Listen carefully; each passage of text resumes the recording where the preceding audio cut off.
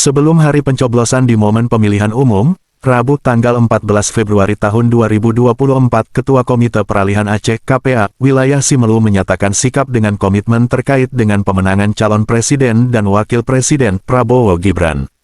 Ketua Komite Peralihan Aceh (KPA) Wilayah Simelu Tengku Ramlansyah yang didampingi oleh Tengku Amiruddin, bersama para Satgas KPA, PA Wilayah Simelu, ianya mengatakan, akan mengawal proses pemilu 2024 untuk pemenangan Prabowo Gibran, mulai dari TPS sampai dengan tahapan pleno di tingkat kecamatan dan kabupaten dalam wilayah Simelu. Hal itu ia lakukan untuk menghindari isu-isu kecurangan yang dapat terjadi selama proses perhitungan suara.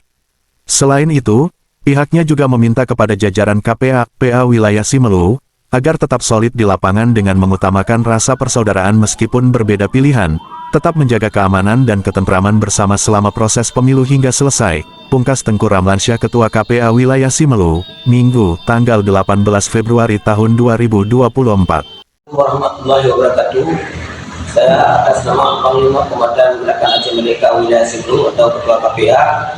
Secara internal, yang pertama saya instruksikan dan perintahkan kepada Panglima daerah muda di seputaran wilayah Simelu dan kepada seluruh pasukan Satgas agar di tanggal 14 Februari benar-benar menjaga tung suara dan menjaga hal-hal yang menghalangi kemenangan Prabowo Gibran di wilayah Simelu. Siap pasukan!